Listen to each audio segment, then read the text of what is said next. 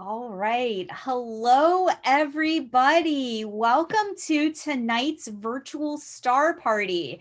I am super excited to have you all with us tonight.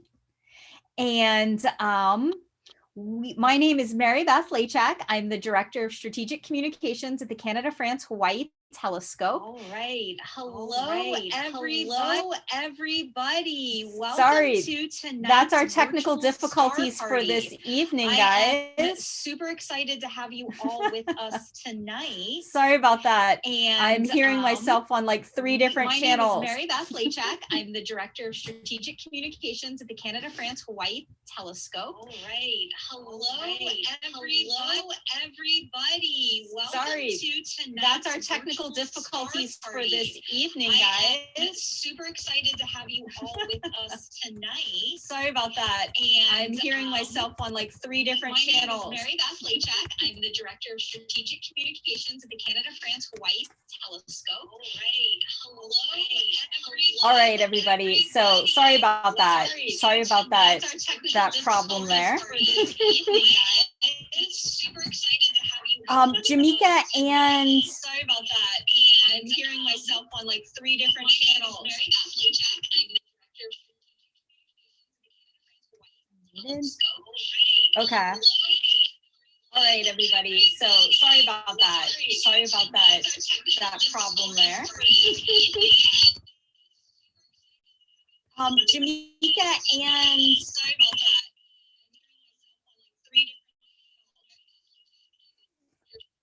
All right. So sorry about that, everybody. Okay. All right, everybody. Okay. Okay, now we should be good. All right, now we should be good, everybody. Sorry, when I was setting everything up, I have multiple windows there and I had lost that one of them was still listening to me. So apologies for that. Hopefully that's the only technical difficulty that we have this evening. Nobody wants to hear me reflected back that many times. So again, starting, my name is Mary Beth Lachak. I'm the Director of Strategic Communications at the Canada-France-Hawaii Telescope, and welcome to our virtual star party. So every single year at CFHT, we have a star party event that is the first Saturday in December, and that star party is aligned with the Waimea Christmas Parade. And so this year, no Christmas parade because of COVID, no star party because of COVID. And so we decided to take the entire event online. So right now with me is Jameeka and Ray. So Jameeka, why don't you introduce yourself first? Aloha, my name is Jameeka Marshall. I am an outreach assistant at the International Gemini Observatory, a program of NSF's NORALab. I am very excited to be here tonight with Raylin, the acting manager here of the Visitor Information Station, in support of the CFHT Winter Star Party for live virtual stargazing. Raylin and I are going to be your eyes in the sky tonight. We have two setups going, but we're going to mainly focus on the astrograph that Raylin is going to be using, which I will talk about in a little bit. We just got started, so we are ready to go, Mary Beth. So thank you both so much for doing this tonight. So as many of you in our audience know, and those that might not, the Visitor Information Station is actually closed and has been since March. So there's no opportunity for live stargazing at the Viz, which means that this is kind of the only opportunity that we currently have for live stargazing. And so we're so grateful for Jameeka and Ray who are setting us up tonight. So Jameeka, can you talk a little bit about the setups that you're both working with? Yes, I'd be very happy to do that. Let me first point my light over here to, let me set my light up so that we can see Ray. Okay. Now, normally speaking, you do not want light while you're observing, but this is just so that you can all see that there are human beings there. All right. Can we see Ray? I'll turn my camera towards you. Ray, can you put your camera on? Yeah. Just start your video. There you are, Ray. See me, can't you? Yeah. Okay. Get in there.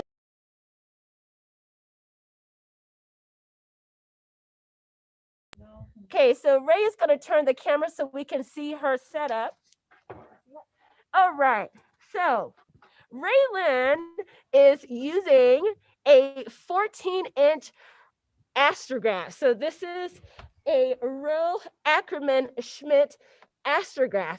And an astrograph, as opposed to a regular telescope, does not have any eyepieces. It is set up for imaging. So Raylan has an imaging camera on the end. This is the Celestron Ultrastar 3, I believe.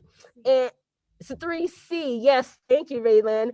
And she has it already set up and ready to go. And to do this, she came in just a little bit earlier. She's been troubleshooting the camera, working with all of the software to get it going. What you can't see is she is right here now, dialing in other images to get us going for later in the evening. So this RASA, as we will refer to it from now on, is a 14-inch RASA astrograph. And it has been used here at the Viz for quite a few years. And when we were having live star parties here at the Viz, this was certainly one of the main attractions, Mary Beth. So we're really glad to be able to bring that out for you today. And as you can see, Ray is also slewing. You can see that the Rasa was moving because she is going to another target for us. Thank you so much, Jameeka. I just want to remind everybody that we are live from the Visitor Information Station, which means that our internet up there might not be perfect all night long. So if we have any sort of pauses or glitches on the broadcast, that is why. The internet at the Viz, any of us who have been there multiple times know, is not always perfect. So if we end up with any glitches, I've not heard any yet, but I'm just throwing that out there in case it happens later. So Jameeka, what's our plan for tonight? Well, Mary Beth, we were going to start off by talking a little bit about how we set up and why we do that setup. So for those of you who have telescopes or have gone to star parties, you will know that you want to set up during the daytime. So of course, Ray and I have been here for several hours. We got set up earlier in the day. But that setup was only good to get our equipment going. After the setup, in order to actually use your telescope or your astrograph correctly, you have to do either a 2 or a 3-star alignment. So if you'd like, Mary Beth, I'm happy to show my telescope setup right here and talk about a few of the important things we use, like the TELRAD. And then I can highlight Ray's setup real quick. And then I thought we might talk about what your astronomers right now, your observers at Canada, France, Hawaii telescope right here at the summit, what they are doing for their setup too. How's that sound? That sounds fantastic, Jameeka. Could we take off the screen share right now, and so we can get an up close, good, big view of the setup that you're going to show us? Oh, yes. Who is, I believe that's Ray is screen sharing. Okay. Perfect. Yeah. Okay. Hello. All right. So yes, let me ask Mick to hold this light for me so I can highlight my telescope behind me. Give me just a moment if you could do that for me, Mary Beth. Absolutely. And while you are, I'm going to ask a couple of questions. We've got our first question. This is from Mark at the Canada, France, Hawaii telescope. So Mark is wondering, how wide is the field of view in the image that we were seeing of Ray's screen?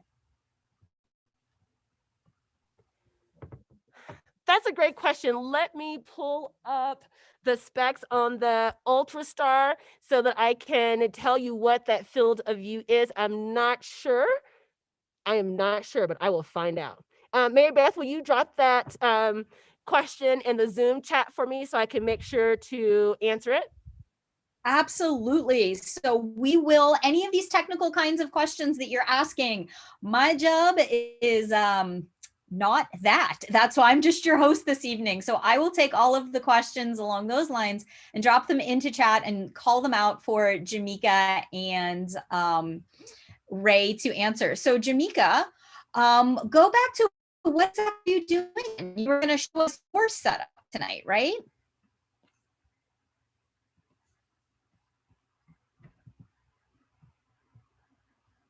All right, that looks nicely spotlighted there, Jameeka.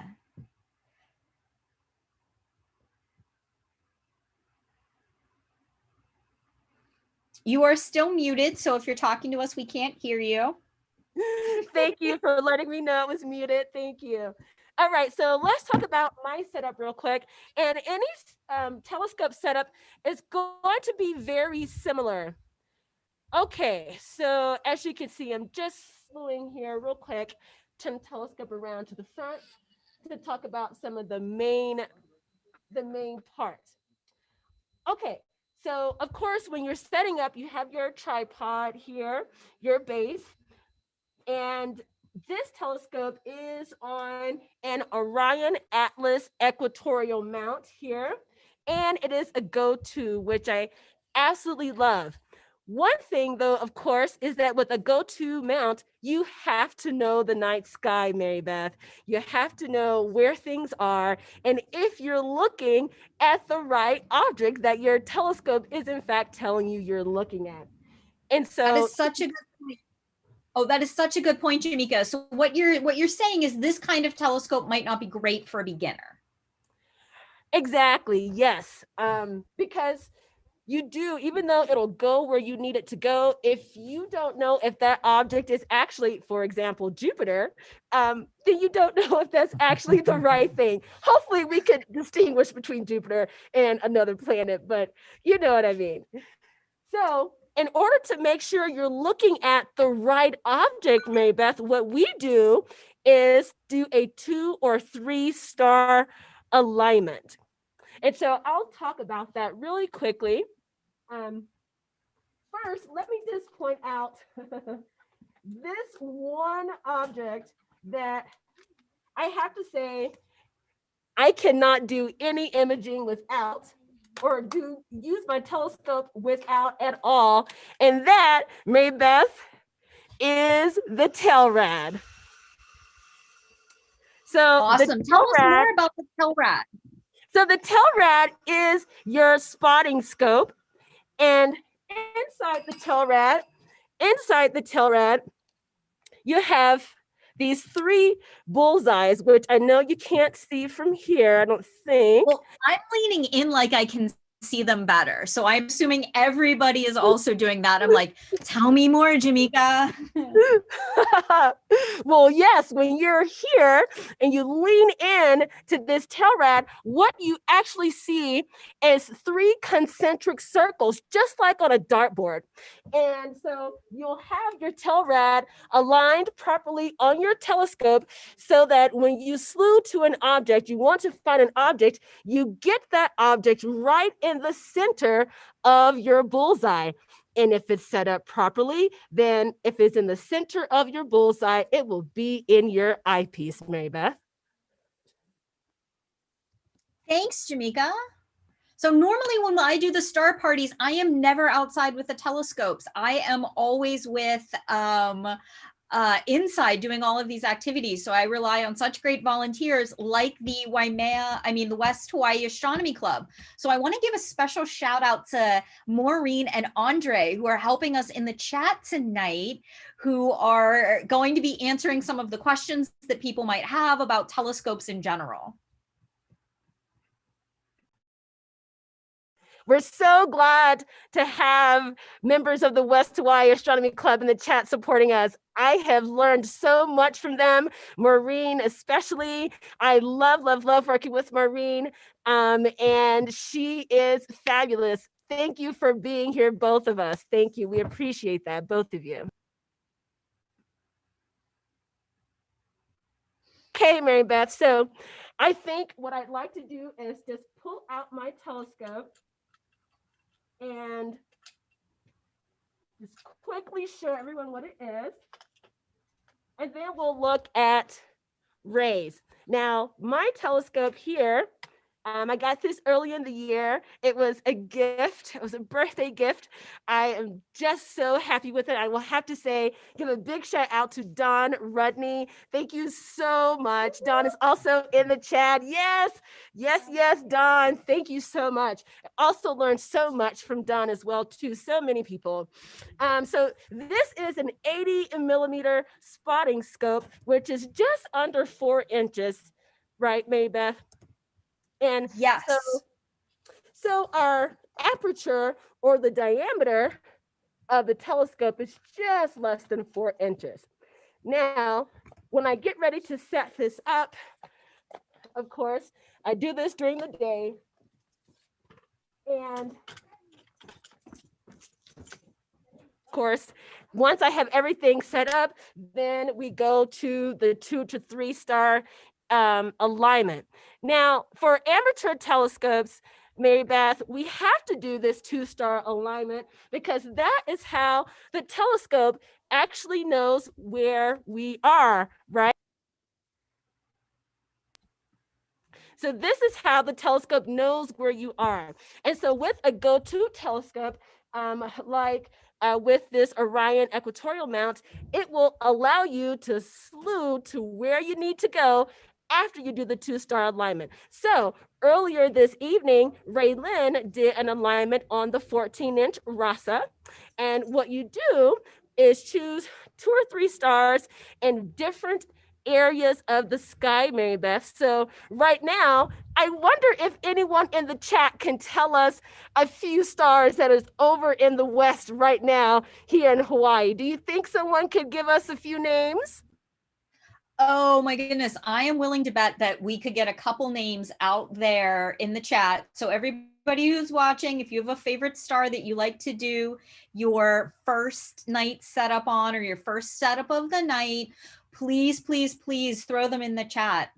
Jameeka, while you're getting set up, do you want me to talk a little bit about all of the different ways that we're setting up at CFHT tonight to do our observations? That would be fantastic. Yes, because our setup, once we do that 2 or 3 star alignment, and over in the West, let's just say what we used, so we have Altair, Deneb, and Vega, super bright stars over there in the West to align on, so choose one of those. Also, we have many stars coming up in the East. I think maybe she used Aldebaran. Coming up, I'm not sure which one she used for the East, and I think she just did a 2-star alignment, but it was good enough that, y'all, we have some great things in store, and I'm not going to tell you what she's looking at right now because we'll come back to it. Mary Beth, yes, how do you all set up in the evening at CFHT for observing? All right. Well, thank you. First, I want to give a shout out to Andre and Maureen again, who have suggested Vega and Deneb. So thank you both. Those were stars that we were actually planning on using. So at CFHT, we have a lot bigger telescope. We're a 3.6 meter telescope, which is roughly 12 feet in diameter. And tonight we're using our spectrograph, Espérance. So Espérance is a high resolution spectrograph, which means that it takes light from a single star and breaks it down into its component rainbow. So right now, as I'm sitting here, our observer Callie tonight is operating the telescope. She, at the start of the night, has to open up the shutter, open up the louvers on the dome, depending on the wind, and get us started to start observing. So we operate in a mode that I'm going to actually use what's going to happen tonight at the Viz as a little bit of an example of the way that we observe at CFHT. We observe in something called Q service observing mode, which means that we are observing 4 astronomers around the world. So just like all of you are sitting there waiting with bated breath for us to start observing, we are having astronomers who probably aren't waiting for bated breath. It's a little late in Canada and France. I don't know if anybody's up in Hawaii and sitting there watching, but Callie's going to take all of the observations tonight. And like Jameeka and Ray, who have provided me with a whole list of targets that they're going to be going to, Callie has a list of targets and a plan for the night, and she will execute that plan just like we're going to execute the plan here at the Viz. She, however, is going to work all night long, and we are not going to be staying here that long. So Jameeka, are we ready to go? Yes, we are. Raylyn just said, hold on one second. But yes, we are ready. So as she is speeding back over here to the telescope behind me, to the Rasa, we are ready. And I'd like to say that our first object, Mary Beth, is going to be Hokupa'a. Can you let everyone on our audience who are maybe not familiar with the word Hokupa'a, let them know what Hokupa'a is and why it's so special? Absolutely, absolutely. So I've switched to a different view so we can see everybody at once while we're doing this. So Hokupa'a is the Hawaiian word for the North Star, or Polaris. And so that star helps us navigate. It also points due north. So in my brain, and this is particularly good for this time of year, I like to picture the North Pole with a candy cane directly above it. And if you can imagine a laser pointer on top of that candy cane shooting straight up into the air, you would find the North Pole and the North Star. And so Ray has just started screen sharing there. So ladies, do you want to tell us what we're seeing? Okay, so we are looking at Hokupa'a, the North Star Polaris. And of course, Hokupa'a, the fixed star here. So this is what we're looking at. Ray is using, as she said, this ultra star camera by Celestron. And Ray, can you tell us a little bit about how you got this image and maybe show us what these controls that we can see on the screen can actually do? Okay, I'm muted, I think. Okay, hey, aloha. Okay, so I'm using Starlight Live, and the first thing that I've done here is my exposure control. You can see here I have a green button, red button, play, stop. So I only did a 5-second exposure. Maybe, I don't know. And so this is kind of like the rough image that we got. So we're gonna go then to you can see that's lit up, it's blue. So we're gonna go right here, display processing. Here we have a whole bunch of little levers. We can play with this colors and adjust things. So basically, we just kind of play around with it until it looks beautiful. All right, so that's what I'm gonna do now. I'm gonna do a little adjusting, see what we can get here. Okay, so while Ray shows you, does a little bit of image processing here, just showing you the kind of software that just as a regular everyday citizen who's not using huge observatories, this is the kind of software that you can use to modify your images. Very straightforward, and certainly you just work with it to see how to get the right images. And so while Raylyn is showing you those differences in brightness and all of that, I am going to step over here and put my gloves on, because what's our temperature? Do we know our temperature? It was 47 degrees. About 15 minutes ago. Okay, so the temperature right now, Mary Beth, has definitely dropped, and my fingertips are feeling cold. 45 degrees. Okay, so we're at 45 degrees, pretty balmy here on the mountain. So I'm gonna grab my gloves while Ray is showing us Hokupa'a, and then we'll come back with a little bit of details about Polaris.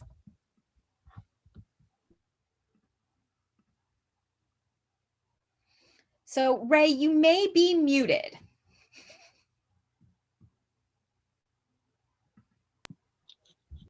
Now, one of the things that I really love is, can you light me? One of the things that I always like to start with, Mary Beth, when talking about Hokupa'a, is that Polaris is always going to be your latitude above the horizon. And so here, of course, we are about 19 degrees of latitude. So from here, Hokupa'a is just about 19 degrees above the horizon. And so, of course, anywhere you are in the Northern Hemisphere, this will hold true. Isn't that correct, Mary Beth? Yes? Absolutely. So when I was growing up, I grew up right outside of Pittsburgh, which is a latitude of 40. And so with a latitude of 40, what I would see oftentimes is circumpolar stars, which we totally don't have in Hawaii. So when I moved here for the very first time, I was super confused because the Big Dipper, so Ursa Major, and Cassiopeia set at different times of year, which was something that I'm not used to seeing. Jameeka, is the telescope talking to us? I heard that also. I'm not sure where that came from. I was having a hard time hearing you, and then I heard that random voice. No, I don't think it's the computer talking to us. I think something was in the background. It's all good. But I did not hear, Mary Beth, I apologize, if we talked about the relationship between Polaris and one's latitude above the horizon. I didn't, but I am going to say, ladies, since you are standing so close together, if I'm getting feedback, we're getting feedback on each other's mics. So if you're not talking, if you could mute for me. So Polaris, yeah, the latitude is what you see. So if you're at the North Pole, Polaris is directly overhead. If you're at a latitude of 45 degrees, it's halfway between the directly overhead, or what we call zenith in Hawaii. You know, I didn't bring Earth down, but I do have Jupiter. So directly overhead is what we call the zenith position. And as we move down, so this is Jupiter, not the Earth. As we move down, we see the North Star farther and farther and closer to the horizon. If you go to the Southern Hemisphere, we're actually not going to see a North Star at all. Instead, there is a South Star or a Southern Star. Now, it's actually not like our North Star in terms that there's not one single star that we can actually pinpoint directly above the Southern Celestial Pole or the Southern Pole. So how are things going up there, ladies? All right, so we're doing good. So Raylan just stopped her screen share and she is going to prep for our next object. And while she does that, I'd like to maybe talk a little bit about Hokupa'a a bit, because in doing star parties, I have come across many people who think that the North Star is important because it's the brightest star in the sky. And it is important, but it's not the brightest star in the sky. I think it's the 51st or 63rd. Right. Yes, so it's not the brightest star in our night sky. Polaris is mainly important because of its use in navigation. And maybe Mary Beth, we can talk about that a little bit too, how stars were used in navigation here while we plug in our light, which has gone away. Absolutely, absolutely. So in Hawaiian navigation and navigation of many, many, many different kinds, what we end up seeing is being able to use the stars to guide us. So using the North Star, if you want to walk due north, you can just find the North Star and walk due north. In wayfinding and what we would find with traditional Hawaiian navigation, it is a lot more complicated than that. They watch the rising and the setting of stars as they move across the sky. They set in different areas of the sky with different houses in the entire star compass. And so the Imiloa Astronomy Center in Hilo has an absolutely wonderful star compass, an absolutely wonderful Manu Imiloa program. Now, if you're in Hawaii, Jameeka, and correct me if I'm wrong on this, but if you're in Hawaii and you want to find the North Star, the distance, if you make a shaka, so if you put your pinky on the horizon and you make a big shaka at arm's length, you should be able to see the North Star exactly where your thumb is. I can verify that. Yes. We can definitely verify that. It's just, I guess it depends on how large your fingers are and if you have long nails, but mine definitely does point directly to Hokupa'a. And yes, these are one of the different ways that we learn to understand and see the night sky, to be able to know where we are and what we're looking at, and to go from one object to another, as definitely one of the main ways I learned the night sky. Okay, so Ray is getting ready to move to our next object. Can you give us 2 minutes here to take Sure, the what's light our off? next object? I think, Ray, the next object is the Andromeda Galaxy. All right. So while you guys are doing that, let me talk a little bit about Andromeda. So Andromeda is the most distant object that we can see with our naked eye.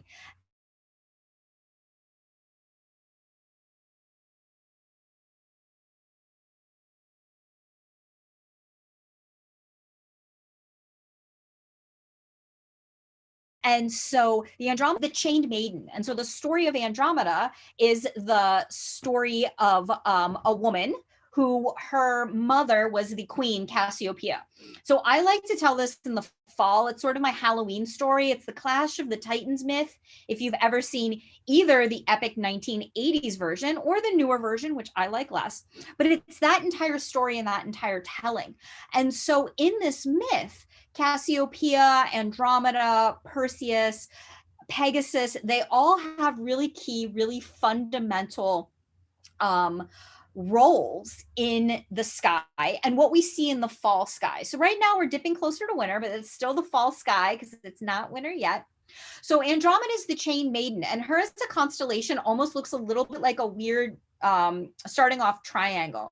And so her head is actually part of the great square of Pegasus. So it's an awkward kind of thing there. And then the Andromeda galaxy is a slightly fuzzy little disk that's looks like, if you look at it, you will not see it. But if you look off a little bit, you'll see this little fuzz ball in the corner of your eye, and that's the Andromeda galaxy.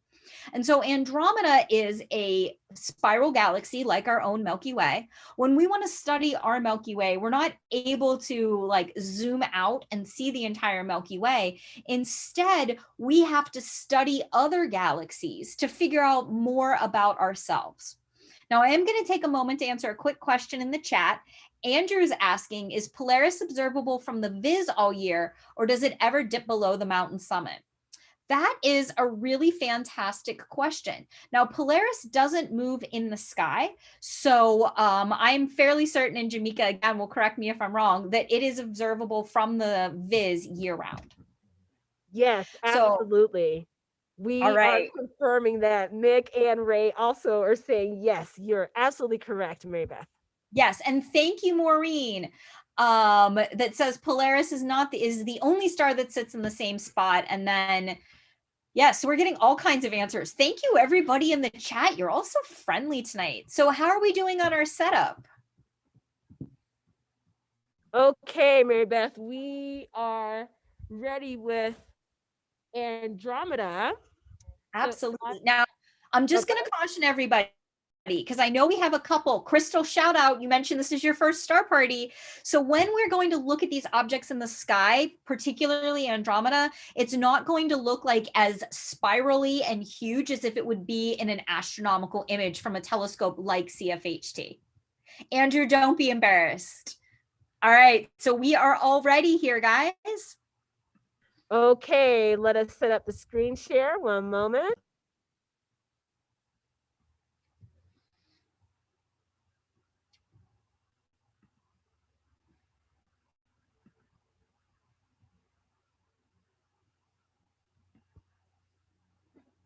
Okay, so can you see my not super clear, a little bit overblown image of Andromeda?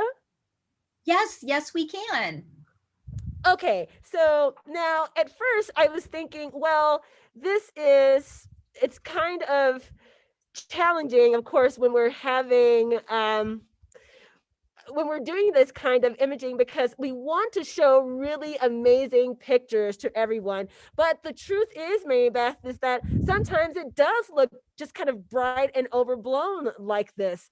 And so here, as Mary Beth was saying, we have the Andromeda Galaxy, and I have to say we're having, this is one of our backup images that we are showing here. Ray is doing some troubleshooting on the RASA, which of course happens all the time when you're doing any kind of observing. You have to go with the flow. And of course, in setting up for this live stargazing event, Raylan and I did several drive runs, which included getting backup images just in case we had any weather issues or technical issues. So with Andromeda, I really like how with indirect vision, indirectly looking at it, it just pops out at you, Mary Beth, almost just like a ghost jumping out of the darkness for you. Andromeda is one of my favorite objects to look at because unlike pretty much everything else that we look at in the night sky, especially deep sky objects, Mary Beth, Andromeda is actually coming towards the Milky Way. That is so true. And at some point, I mean, nobody in the audience needs to really like worry that this is going to happen anytime soon, but Andromeda is approaching the Milky Way galaxy. And at some point we will collide in like a really, really, really long time from now. Now, the Andromeda is part of what we call the local group. So the galaxies that are around the Milky Way, we're part of a group that's called the local group, and we're all gravitationally attracted to each other. Exactly. Yes, Maybeth. And so here, maybe we can talk a little bit about red shifting and blue shifting. Here, Andromeda, as opposed to all the other objects moving away from us, is going to be blue shifted because it's coming towards us. Could you maybe talk a little bit about those differences? I could. So when light is coming, it's the same Doppler shift that we're all familiar with when we hear an ambulance, right? So you hear the ambulance noise as it comes closer to you or farther away, that pitch changes. That same thing, that similar concept happens with light. We can actually see that light's moving towards us or away from us. Now, for astronomers, we have stopped using miles a long time ago in astronomy. And we use something, if you're a professional astronomer, you use something that's called a parsec, which we're not going to get into tonight. But for an object that's at the distance of Andromeda, we're going to use light years. And a light year is the distance that light travels in 1 year. Now, the Andromeda galaxy, if we want to give a little extra information, so it's 2.5 million light years away. That means that the light that we look at tonight from Andromeda is 2.5 million years old. We never see the universe as it is, only as it was. And that's one of the closest galaxies that we can actually see. Absolutely. I love the concept of light travel time, that when we are looking at any light, in fact, the moon, the sun, all of it has light travel time. None of those objects look like that. When the light finally gets to us, we're looking at everything in the past, even if it's just some nanoseconds. So, Yeah. Mary Beth, maybe here we can also talk about why, with fantastic observatories like yours with larger telescopes, you can collect more light, why an image of, say, for example, Andromeda or any other galaxies that CFHT has looked at would look not this overblown and much more distinctive than what we have here. Thank you. That's a great suggestion, Jameeka. Can you actually stop the screen share and I can show what a CFHT image of Andromeda looks like?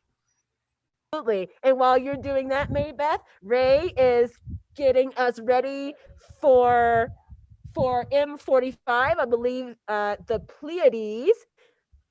And we'll be ready for that when you come back. All right. So this is the Andromeda Galaxy as imaged by the Canada-France-Hawaii telescope. And so it's actually, let me scroll down a little bit. Please ignore all of my tabs up there. And you'll see this is just the center disk of the Andromeda Galaxy. We actually had a program called PANDAS, the Pan-Andromeda Archaeological Data Survey.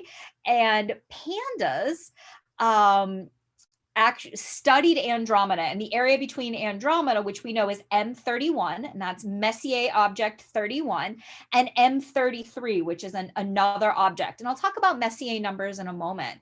And so what we're seeing in the CFHT image is just the center area of the Andromeda Galaxy. Now that really stunning Andromeda Galaxy image, that we're able to see there, that is able to happen at CFHT because we have a larger telescope, we have a larger camera, and we have a larger, more sensitive camera. So the CCD's cameras that Jameeka and Ray are using tonight are small. I mean, they're commercially large, but compared to Megacam, the instrument that took that image, we're a 380 megapixel digital camera is Megacam. And we look at a 1 degree by 1 degree area of the sky. And so we have a larger telescope, which means we collect more light faster. We have a more sensitive camera.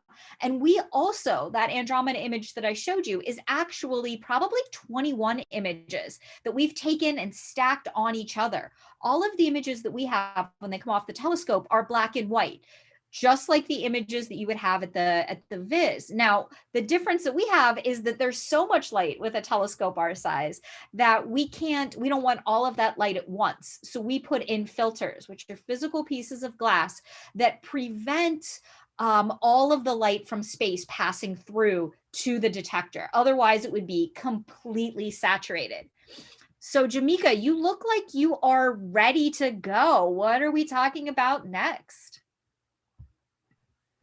Okay, Ray Beth. Yes, we are going to go to M45. Ray is getting her set up there. And of course, we also have backup image just in case. Just in case. So before we get there though, Mary Beth, I see her. Okay, she's not quite ready yet.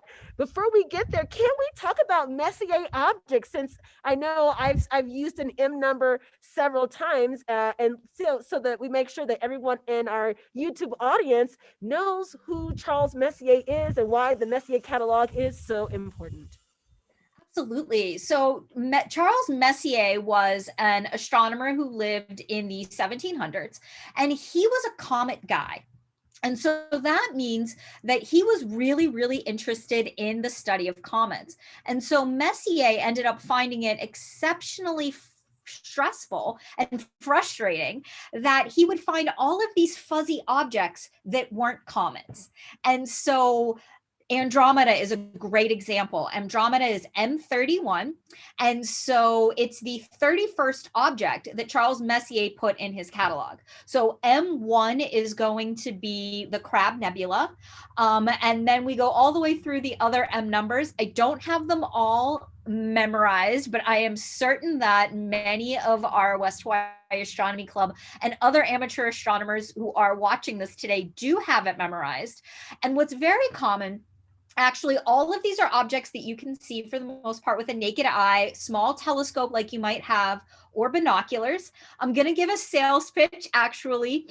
One of my coworkers, Mark, did a fantastic video this week, and I'll put the link in the chat on how to buy binoculars that are really great for stargazing. If you're not ready to dive into a telescope, or you're just kind of feeling it out, or you've maybe got a youngster, that makes me sound so old, you've got a relative or a keiki that is thinking about doing amateur astronomy, you might want to start them off with binoculars. And the Messier numbers, Messier objects, are absolutely something that thrives in binoculars and small telescopes. All right, Jameeka, are we ready? Okay, yes, we are in fact ready for M45. Let me just change my view here and share. So, oopsie, here we go.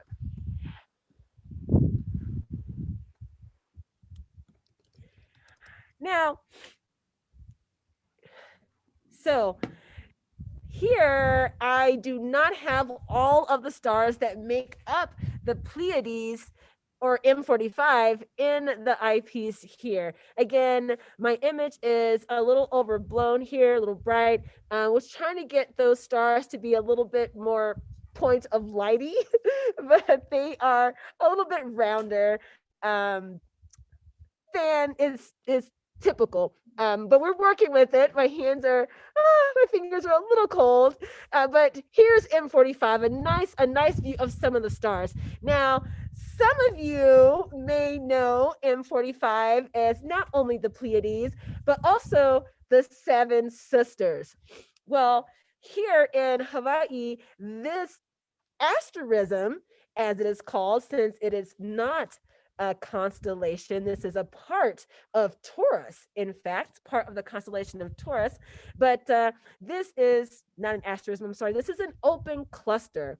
And so as we talk about the evolution of stars, Marybeth, maybe you can tell us a little bit about open clusters. These are young stars, young hot stars. What else can you tell us about open clusters?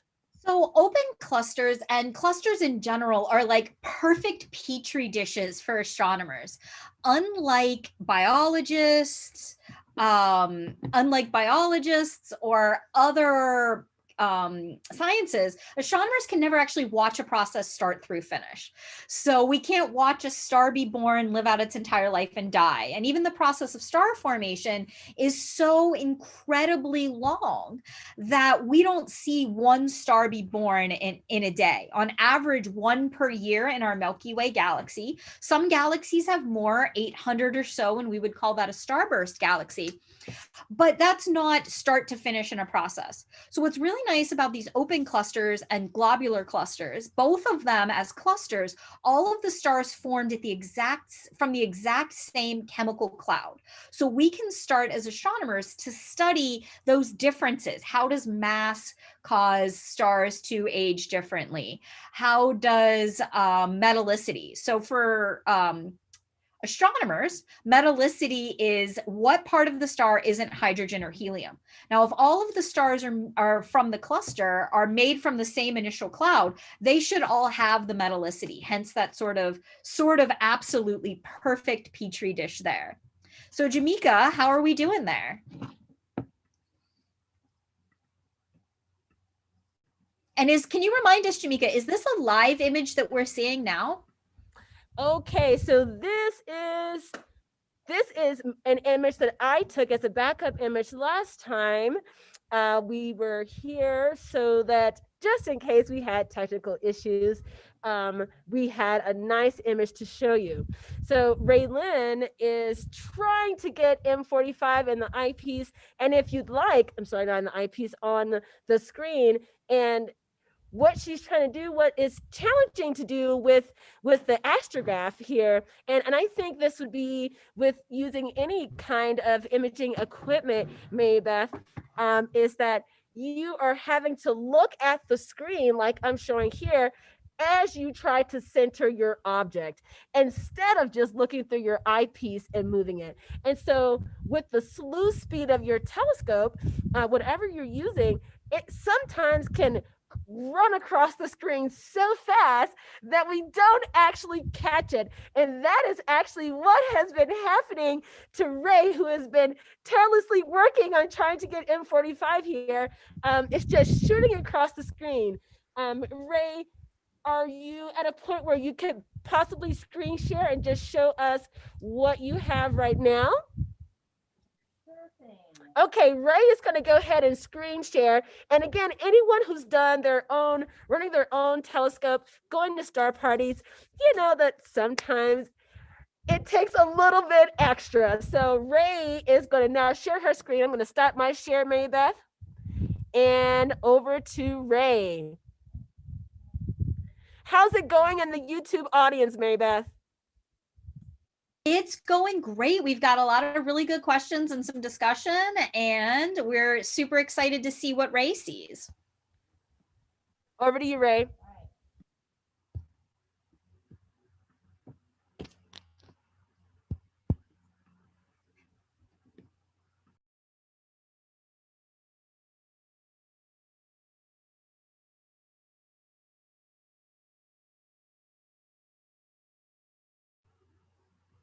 Oh, I think we lost Ray there for a moment. Ray, you're back.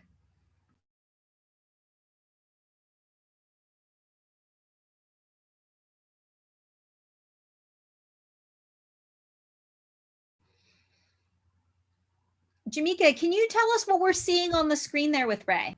Yes. Okay. So now we are seeing live from the Ultra Star by Celestron on the Rasa. This is our 14-inch spectrograph, astrograph here. And Ray, what exactly are you doing? Can you tell us why we have these streaks on the screen here?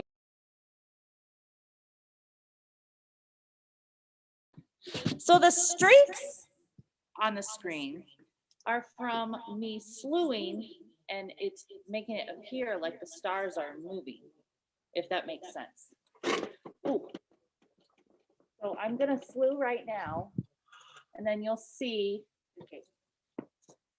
I'll stay in the. I have it again on a. Hold on, let me see. I believe I have it again on a 5-second exposure. Yep. So every 5 seconds, it's like a refresh. And I'm desperately trying to get our beautiful Pleiades M45 into my screen. The heater is cracking me up. Oh my God, that's hilarious. I don't even have it on yet. I'm sweating. Okay. So the stars are beautiful though, aren't they? Yeah. They really are. They really are. And one of the challenges that you know Ray is likely facing is that oh, I see motion, and I see the corner there of stars. So when you're taking an observation, what we're doing is we're not looking at it with the CCD here. We're not looking at it for 1 second like you would with your eyeball. What Ray is doing, and we do at CFHT, is we take an exposure, which means that we allow the light to collect for a period of time. And so when you start moving, all of those stars start streaking across your exposure.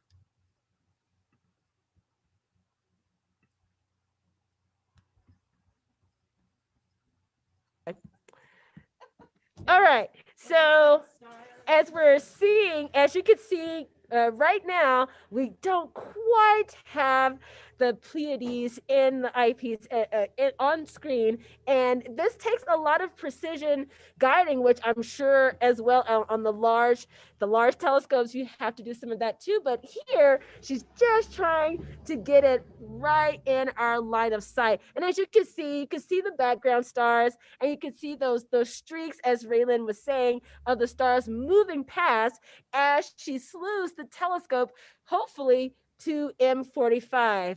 And while we give Ray a few more minutes to grab that, Maybeth, can we talk really quickly about the role that the Pleiades play in Makahiki, which is a very important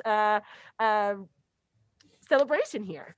Absolutely. Do you want to talk about Makahiki, or would you like me to? I'm happy to talk about, well, actually, Ray, let me go give Ray a hand. Okay, And so I will talk about Makahiki. So when we look at constellations, we tend to see when we talk about, Cassiopeia or Orion, as we look at Ray's beautiful stars, as we talk about Cassiopeia and Orion, those are Western names for the constellations. Every group around the world has their own way of looking at the stars. Different cultures, different indigenous peoples that exist today have different star lores and different star stories.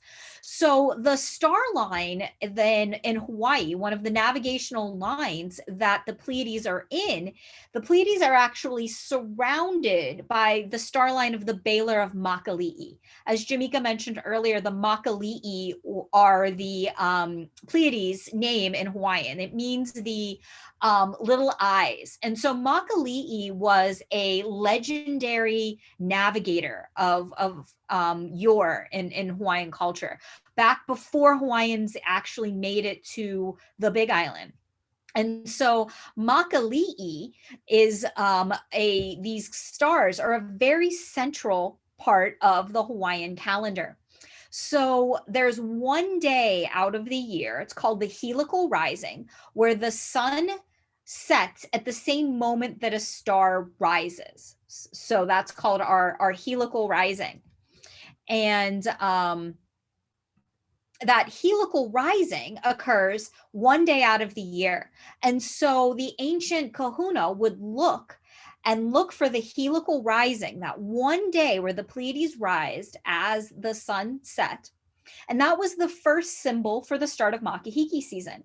The next one was the first hilo moon. Now, in the Hawaiian star calendar, every single day of the moon phase has a different name. Now, the hilo moon is the first, thinnest, tiniest little segment of the tiniest crescent after new moon. So that would be the start of Makahiki season. And Makahiki was the time of no war. It was a time of games and celebration that occurred during the winter months. Absolutely, Mary Beth. Thank you. Yes. In fact, I think a few weeks ago, we had a Maunakea at Home video that my colleague Alyssa Leinani Losi did on Makahiki on the season, Makahiki season, and how Makali'i heralds in that season. So one of the other things that one of the other connections, Mary Beth, to M45 before we go to our next object, and Ray is prepping hopefully for our next one. And I have to say, this is a great team. All the support and the chat support with everyone, all of our colleagues, Mick, everyone, in order to do this, to pull this off, we really, really appreciate it. It definitely is nerve-wracking sometimes to try to get everything working live. And when it doesn't work, it can be challenging, but we appreciate all of the support and understanding. So what is our next target, Jameeka? Where are we going next? I believe we're going to where, Ray?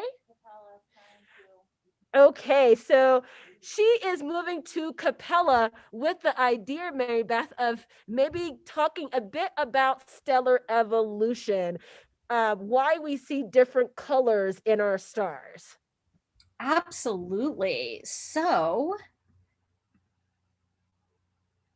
all right. So with Capella and all stars, when we look at stars, we see different colors based on the temperature of the star. So we can tell a lot about a star based on the color. So a star that's yellow like the sun, and I realized my stuffed sun is upstairs, a star that is yellow like the sun is an average star of average temperature. And so the surface temperature of our sun is about 5,200 some degrees Kelvin. Now, our sun looks yellow, but if we look at the peak wavelength, the peak color of the sun, it's actually more like a greenish yellow, but we're not going to get too bogged down in that.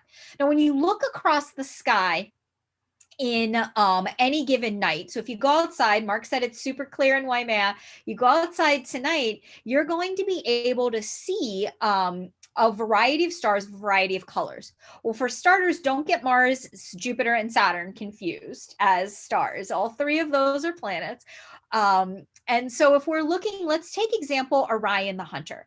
So Orion the Hunter is a really, really, really well-known constellation that looks like a hunter in a stick figure guy in the sky. In Hawaiian, it's known as Kahehe Onakeki, or the string game played by children. Think of it, if you kind of tip your head and look at Orion, it does really look like a game of cat's cradle or Jacob's ladder or something like that.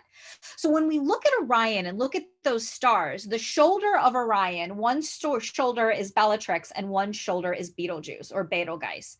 So Betelgeuse, and if you're a Betelgeuse person, no hate in the chat, please.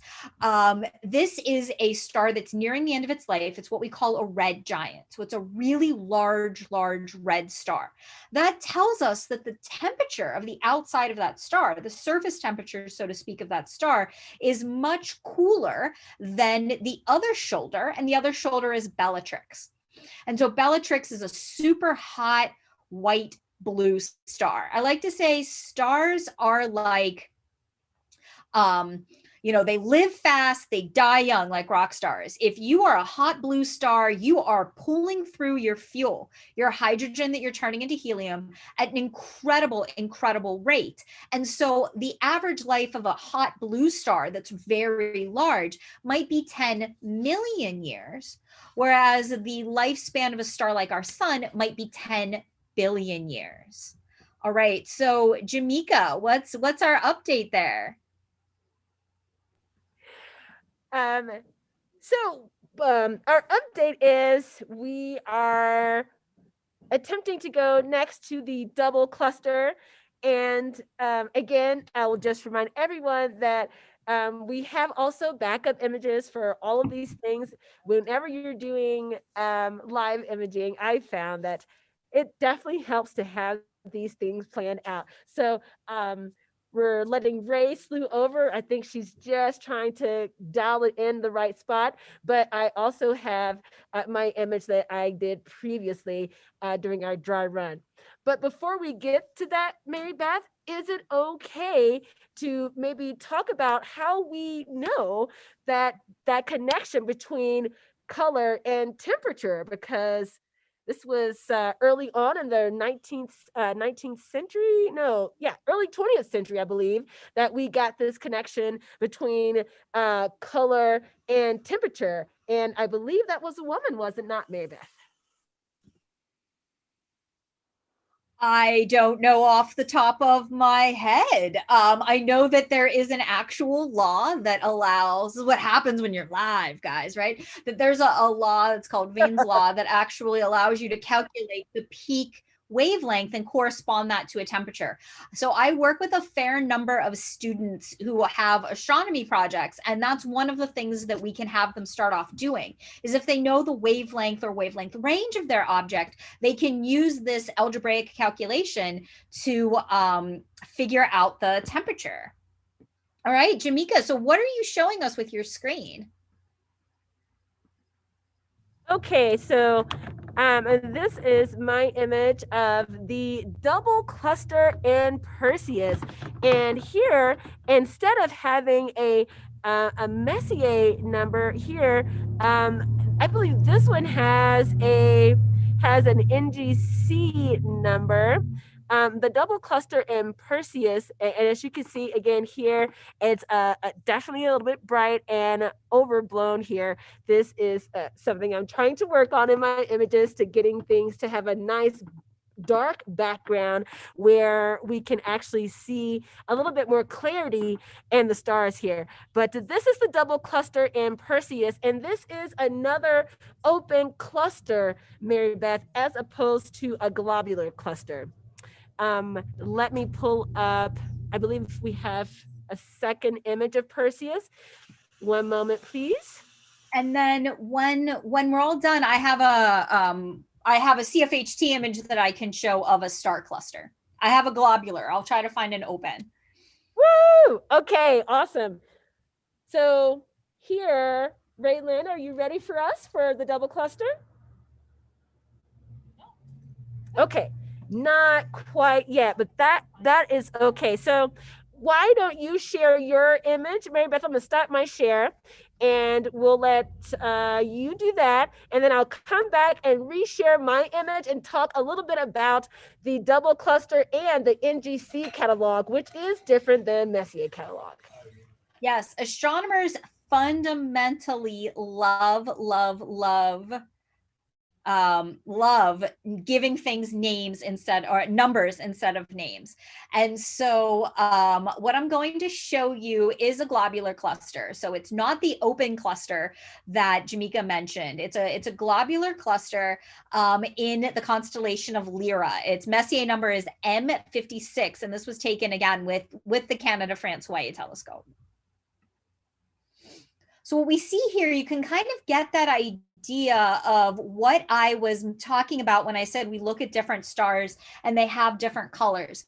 They can be a little bit tricky to tell with your eyes sometimes, unless the stars are really very blue or very red. But when we look at the star cluster, this globular in the constellation of Lyra, what we're seeing are stars of a variety of different colors. Now we're going to ignore the very center here.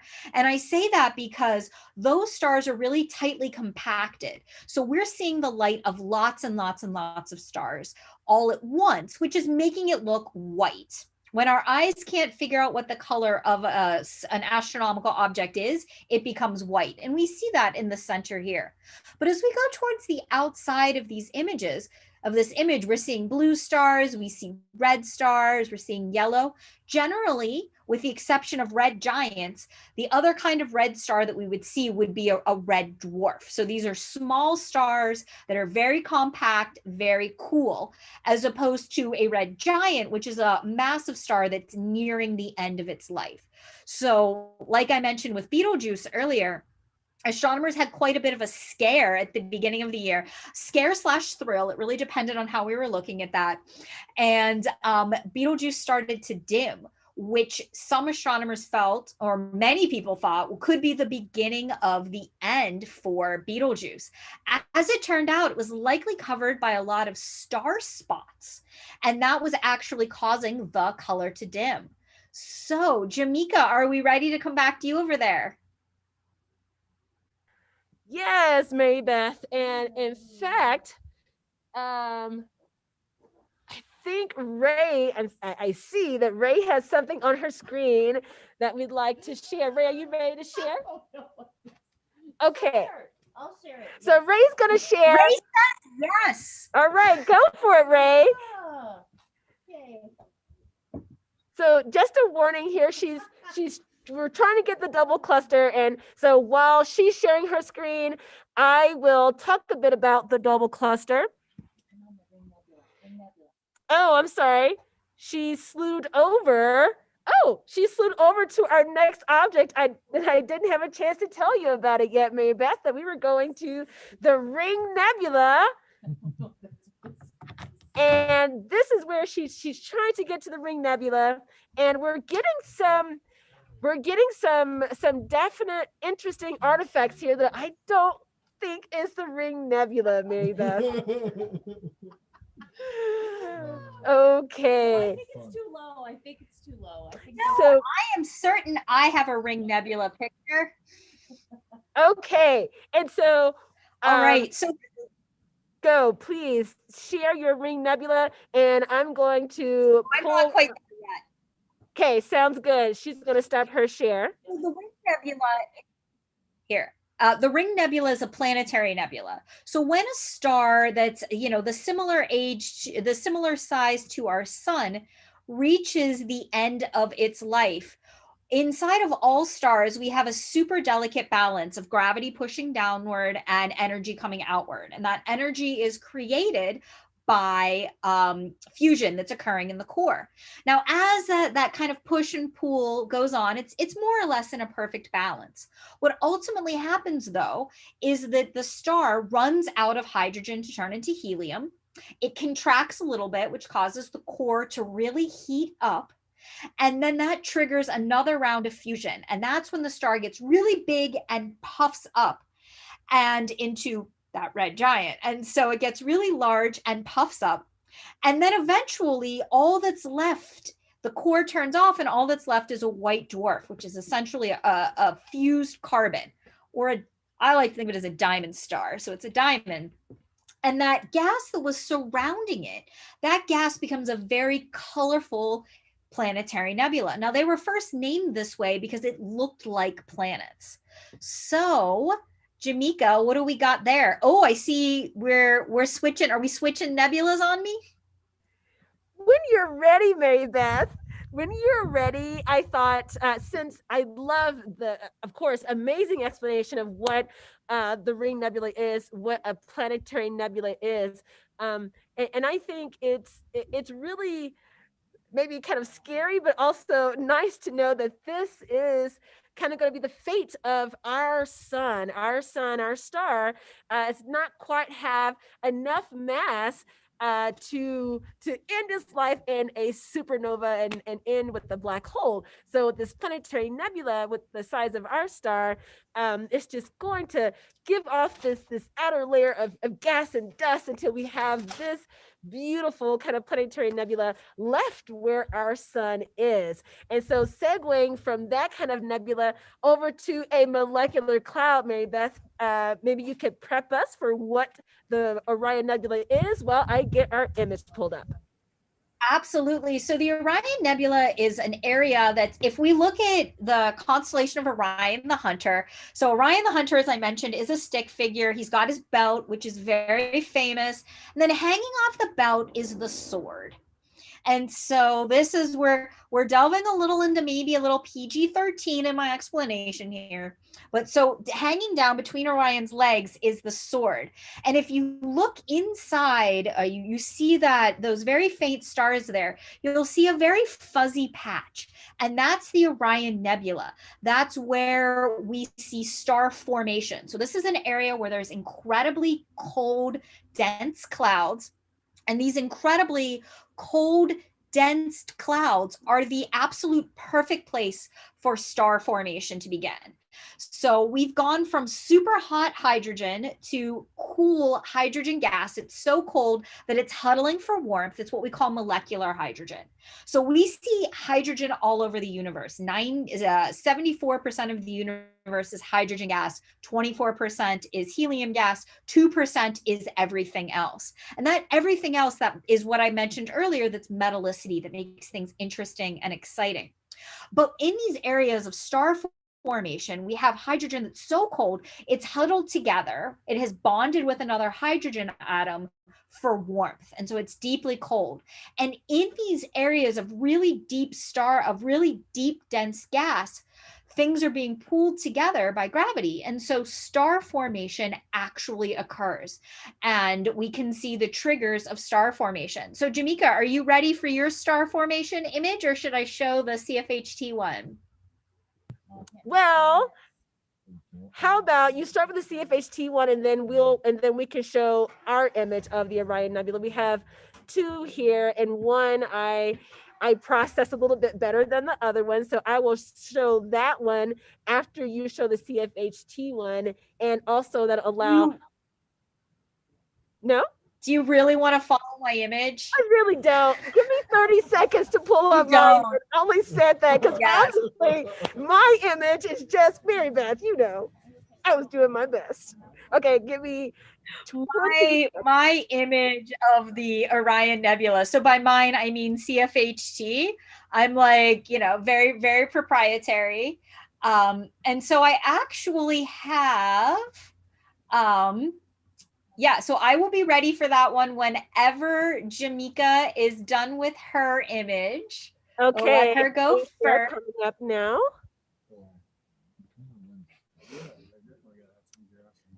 Okay. So this is at the very center of the Orion Nebula, and this is the best of the two images that I took last time. And as you can see, the center, Mary Beth, is definitely blown out. It's definitely a little bit overexposed is what I meant to say. And you can see this is kind of a pattern in my images. It's something that I'm working on, trying to get the color better, the take away the pixelation. And this is definitely something that is a learning curve that I am working on. But here is the Orion Nebula, and we can see a lot of brightness, and we see a lot of those the dark dust there too as well.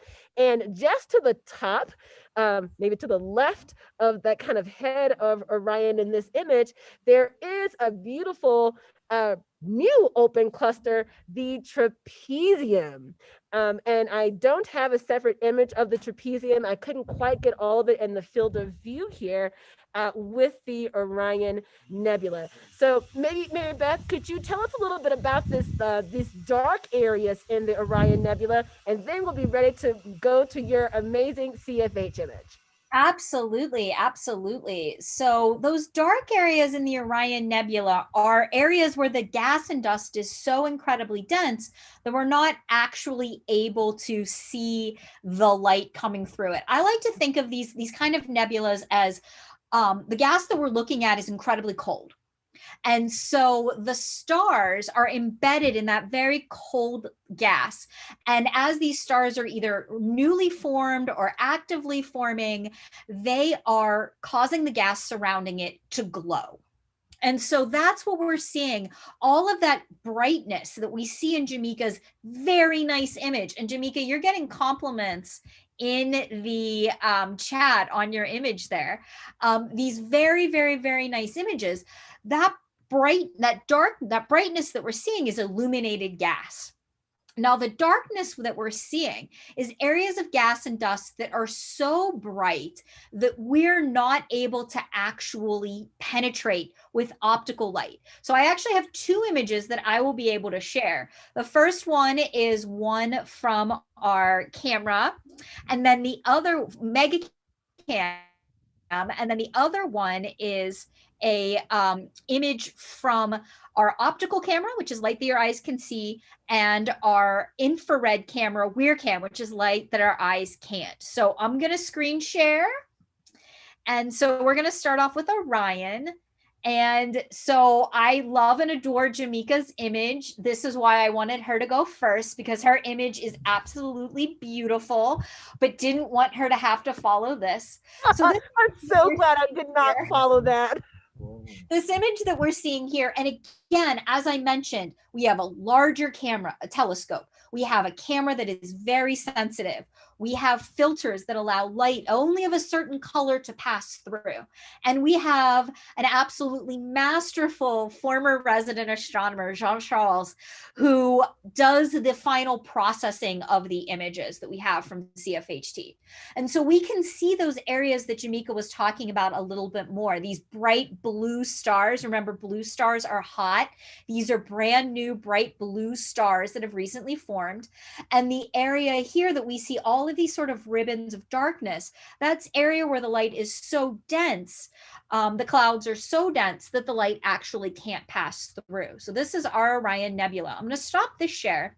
I'm going to show you a side-by-side of the optical and the infrared. And so this is a really good explanation of why astronomers, one, use different cameras and have so many different kinds of telescope. So this is the Orion Nebula. Again, in the optical, we see these dark clouds here. We see all of this gas that's illuminated by that light from the stars. But remember, that gas is cold. So when we look here in the infrared, and WeirCam is our wide field infrared camera, what we're looking at here is we're able to see through all of that cold gas to see some of the stars that are actually embedded in the gas underneath. So these would be smaller stars that are recently forming, or we even have some areas that the gas is so cold and dense that WeirCam can't penetrate. Now, this is an infrared image, which means that the colors that we're seeing here aren't true color. So if you would look at the Orion Nebula, you will never see this with your eyeballs. Your eyeballs are not made to look at it in this light at all. When we look at the infrared, generally astronomers they keep the same color scheme that we have in the optical. So hot light is blue, cooler light is red. So when we look at an infrared image, the blue light in an image like this is going to be hotter light.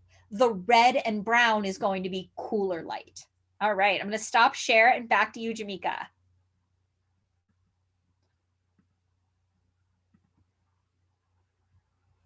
All right, Jameeka, you are muted. So sorry I was muted. Those were amazing images, especially the side by side. Thank you so much for that explanation on why there is a need to be able to have telescopes that look at a range of the electromagnetic spectrum, because we get such different information. All right, we have a treat. Ray Lynn has been working tirelessly, y'all, to get us some images, and I believe we're ready. Ray, what are we going to be looking at? Okay, we are ready for the Dumbbell Nebula. Mary Beth, are you ready? I'm ready. Okay, I'm going to mute myself, and Ray Lynn will share. She will share her screen.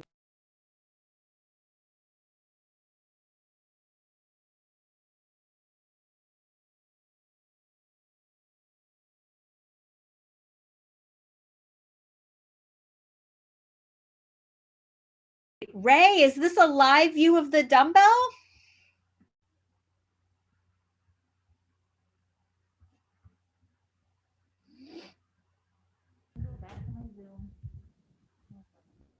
She is just about to unmute herself. Sorry about that. Okay. I'm echoing. No, I apologize. This is not a live image, Okay. but this was taken with the exact same equipment that I'm using right now. So Ray, do you want to talk a little bit about So you how can see that it actually can take lovely photographs of things in the beautiful night sky. Just not today. Ah, okay. Yep. So I misunderstood. That is my bad, but this is still an amazing image. And of course, this is using this the RASA setup that Ray currently has on the telescope. So a little bit about the Dumbbell Nebula. It's also known as the Apple Core Nebula. And I think you can kind of see why, right? If you look at it this way, it kind of looks like you've eaten the sides of it and it's just the core left. So the Dumbbell Nebula, the Apple Core Nebula, both are Messier 27. So 27th object on Messier's list of things that are not comets. Now, this nebula is in a constellation that some people may not have heard of, and this is the constellation of Vulpecula. And the Dumbbell Nebula right now is just about 25 degrees above the horizon. Now, of course, as Raylan said, this is not a live image here, but if you were outside, this is what you would see, about 25 degrees above the horizon. Now, this nebula is about 1,400 light years away, or 430 parsecs. And I know, Mary Beth, you said you were not going to get into parsecs, so sorry that I kind of said parsecs. It's okay. I will explain what a this parsec is. is. A beautiful, beautiful nebula. Yes, please, Mary Beth, go ahead.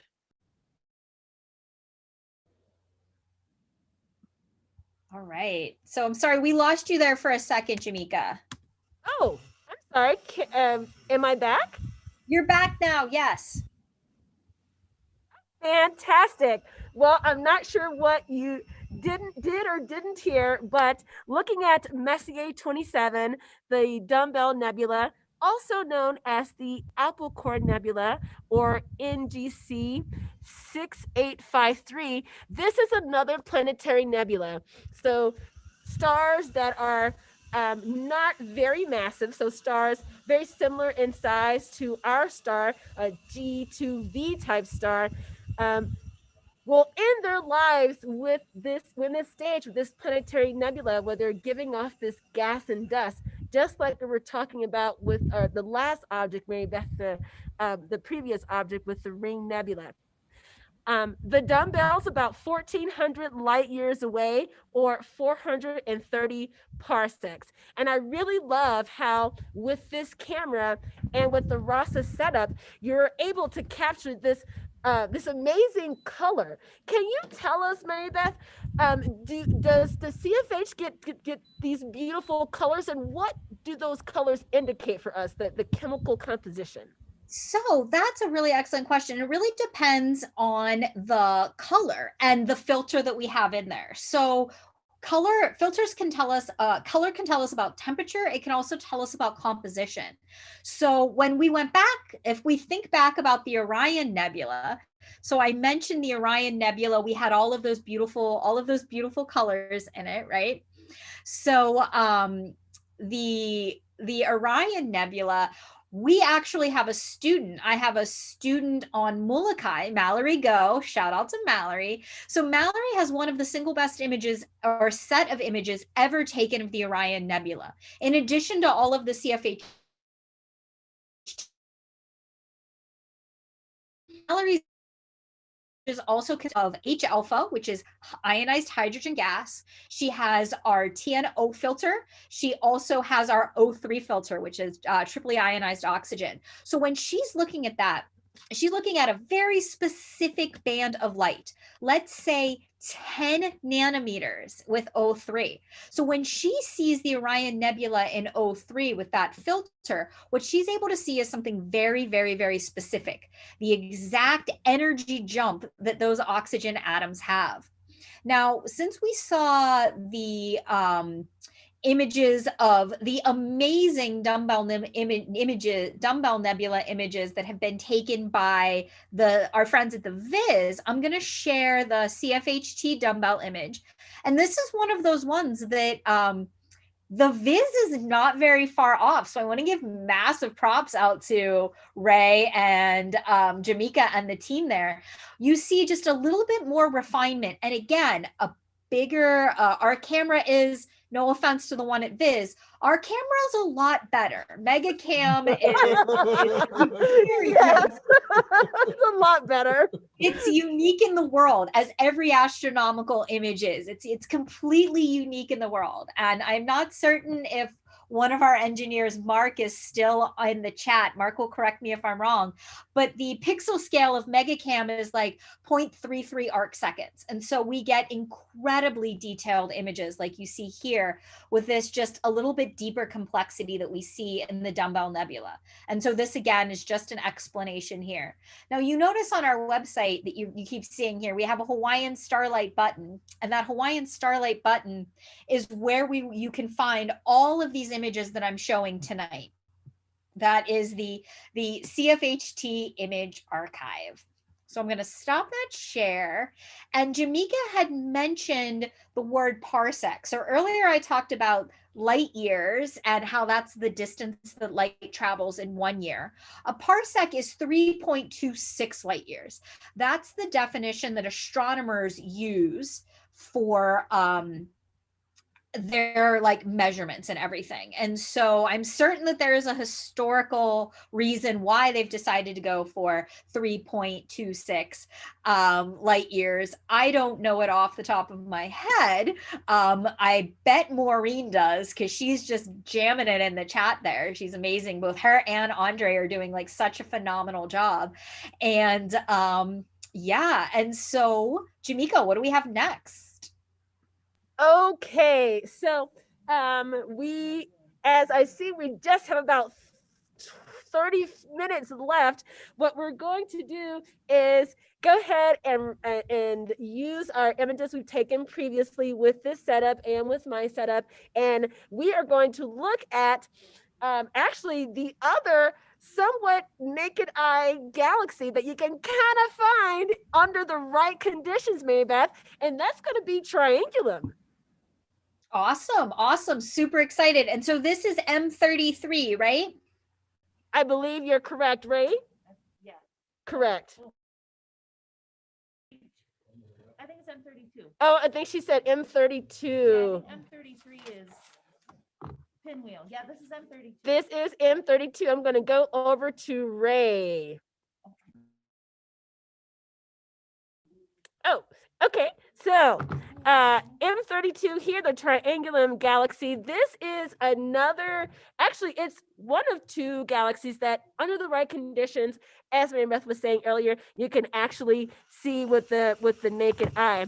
Now, Triangulum, I have not personally seen with the naked eye, only with imaging. So one of the things I want to point out is the structure, Mary Beth. When we were looking at Andromeda, my image was, here's a nice kind of glowy blob.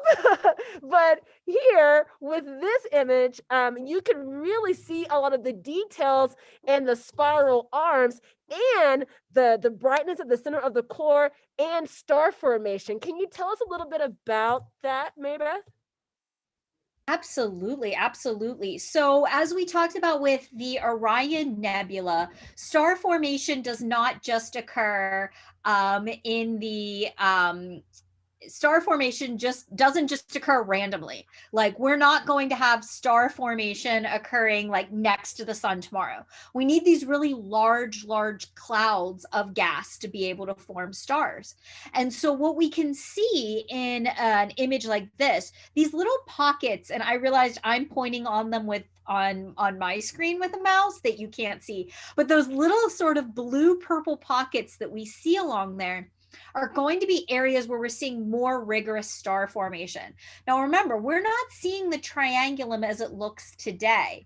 We're seeing the Triangulum galaxy as it looked, and I'm Googling.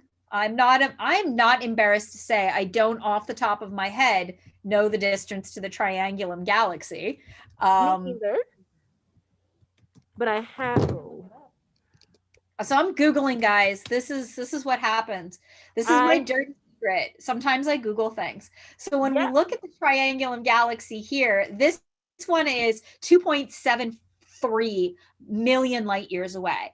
So like Jameeka mentioned, it's just going to be, it's smaller than Andromeda. It's also going to be fainter than Andromeda. It's the third largest member of the local group. So those galaxies that I was talking about. However, it's not that incredibly much brighter than Andromeda. It's actually significantly fainter. It is M33. Yeah, it's significantly fainter than M31.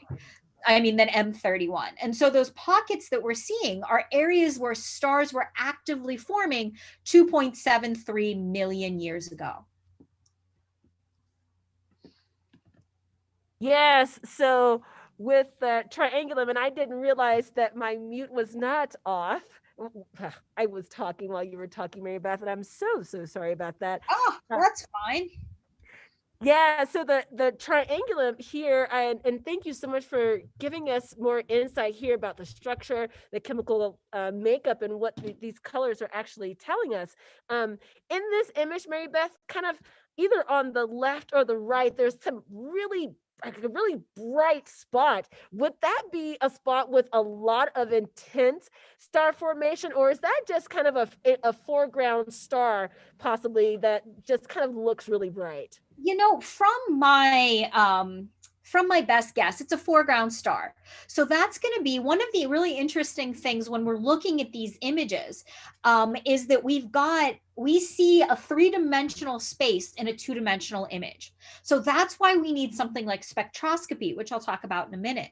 So we have this three-dimensional space. And so unless you are a trained expert, and I will say I spent 7.5 years actually operating CFHT and taking images like these. So I became fairly good at figuring out what is a foreground and what is a background. And so what we're seeing there is a star that's closer. So if we can kind of imagine, and hopefully you can all see Jupiter, he's really making his appearance today. If this piece of would is between us and Jupiter. At a far enough distance, you can't tell if this is between us and Jupiter or if it is on top of Jupiter or part of it. My best guess there is that this is a foreground star. So a star within our Milky Way galaxy that is bright, maybe a little bit, I'm not saying the image is out of focus, but we can see image quality. And image quality is how puffy are your stars. Mauna Kea, with its absolutely phenomenal elevation, with its very, very clear skies, gets exceptional image quality, which means the stars that we see, even at the Visitor Information Station, are much smaller than the stars you might see at a lower altitude, like let's say sea level.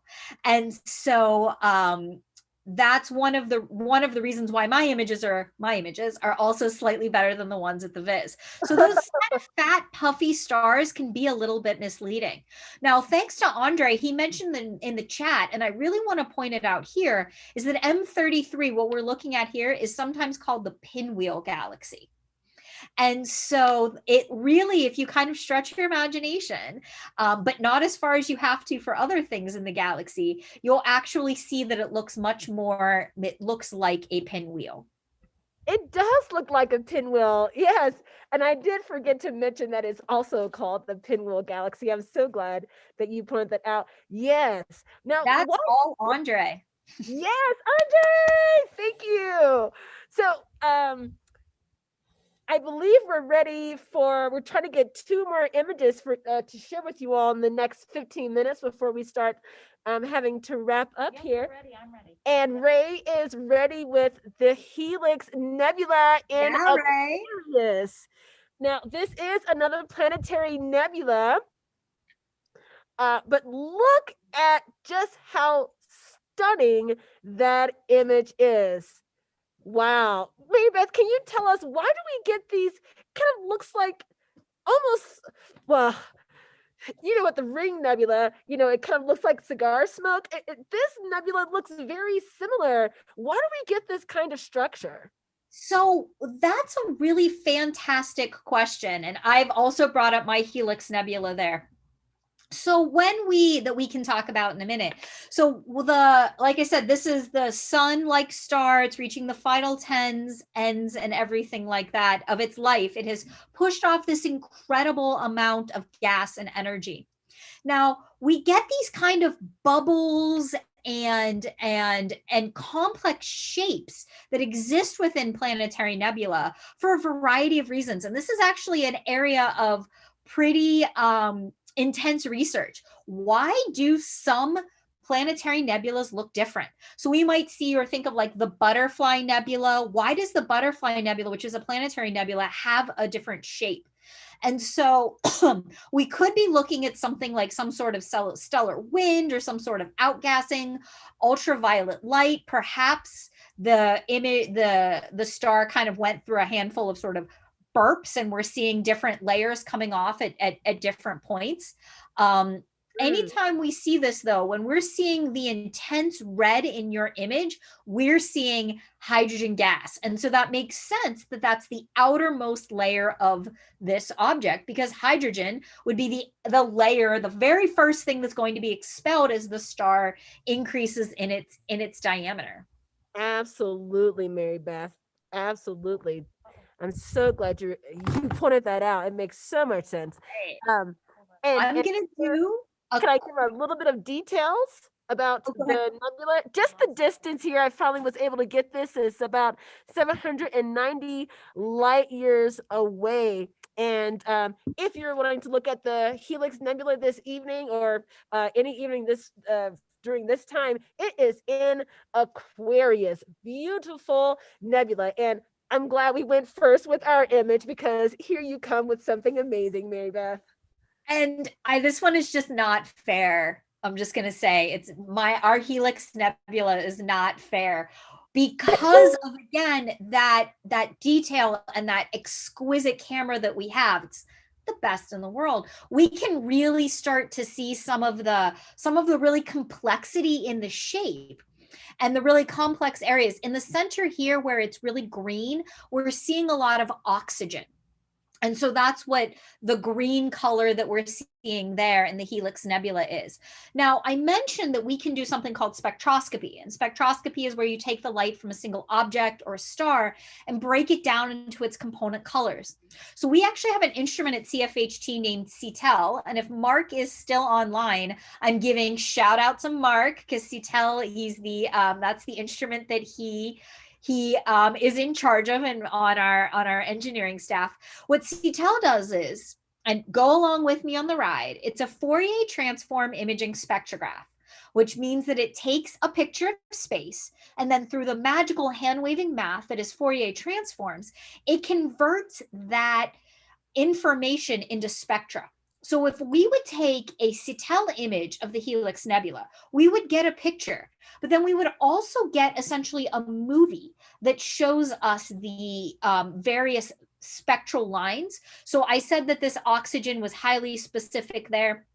And Mallory on Molokai, she's getting her very specific oxygen. The line that we're talking about is a 5,007 nanometers. And this is a very specific color that corresponds to electrons bopping around inside of an oxygen atom.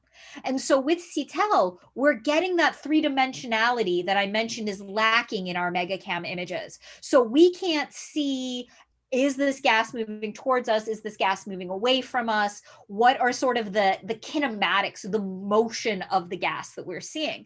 Now, our instrument tonight, Espinons is going to give us that information about a single star. So Callie is taking observations tonight of single stars, trying to figure out what is their composition, what is their temperature. But what makes Espinons really unique is it allows us to study then the magnetic field of the object, giving us even more information and giving an even more complete view of the universe. All right, Jameeka, what do you have for us now?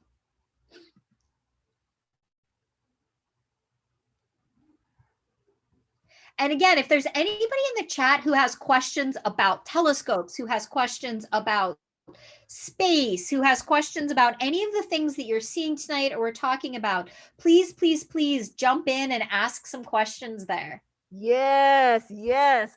Okay, so you may think you're looking at the Sombrero Galaxy, for those of you who are familiar with the Sombrero. And I have to say, I thought when Ray pulled this up that this was one of my Sombrero Galaxy images, but it's not. This is an image that she got earlier that is, in fact, the Needle Galaxy. And I did not know the Needle Galaxy, but I love looking at edge-on galaxies. Mary Beth, can you tell us a little bit about what we're seeing, that darkness on the edge and then that bright center part? Absolutely. So when we're looking at a galaxy like this, it's all about orientation. And again, my very good friend Jupiter is going to help us. So right now we're looking at Jupiter face on. And so when we looked at the Andromeda galaxy, he wasn't exactly face on, but more or less. When we're looking at something like this, we're looking at the galaxy absolutely tilted on its side. And so actually a piece of paper would probably be a better example than my planet. So we've got, looking at it basically face on here. If I turn it and look at the edge, that's what we're seeing there. We're seeing the very edge of that galaxy. So we're looking at that incredibly dusty spiral arms, or the dust that goes along the side, the edge of the galaxy. Yes. Thank you so much for that explanation, because you can kind of see that it looks like there's some dustiness kind of on the side, but you're not quite sure. So having that confirmation from you, letting us know that yes, that's exactly what we're seeing. We're looking edge on through that gas and dust that make up these galaxies. Now, the Needle Galaxy. Oh, sorry. Go ahead, Mary Beth. I was going to say, you said this is the Needle Galaxy? Yes, this is right. NGC 4565, also known as Caldwell 38. And I think this is, this is a very distant galaxy here, and maybe we can talk about, Maybeth, how astronomers determine the distance to galaxies, but this one is about 39 million light years away, or 12 megaparsecs. How do astronomers determine distances to galaxies and even stars, things that are closer to us, even within our own galaxy? So it really depends. There's actually something called the distance ladder. So the distance ladder gives us different ways to measure distances to different objects. So one type of star that is integral in these distance measurements are called Cepheids. So the Cepheid variable stars are stars that pulse a little bit. And there's a very clear formula that says, what the pulse rate is, how often they kind of come back and forth in brightness, and how bright that object is. Then there is an algebra equation that allows you to put in the brightness of an object and do some algebra and get the distance. So if we're looking at, let's say, Andromeda or a nearby galaxy, we can use Cepheids and that measure the brightness. You can then measure the distance based on this astrophysical property, this physical property of them. We can also then use the redshift, like you mentioned earlier, Jameeka, and redshift is how much one of those single element lines is moving towards us or away from us, and actually measure the distance to an object in redshift. Now, most of the time, particularly for the most distant objects in the galaxy, light years is not enough. Megaparsecs is not enough. The distance is actually given in redshift, which is the letter Z. So if you are ever reading on the Maunakea Observatories news page, maunakeaobservatories.org, if you go there and you see that there's a galaxy that was discovered that has like a Z equals, that is a measure of the redshift, and that redshift is a measure of the distance. So if we're looking at something that is a redshift of, let's say, 7, that's something that's supremely far away. We're talking 12 to 13 billion light years away.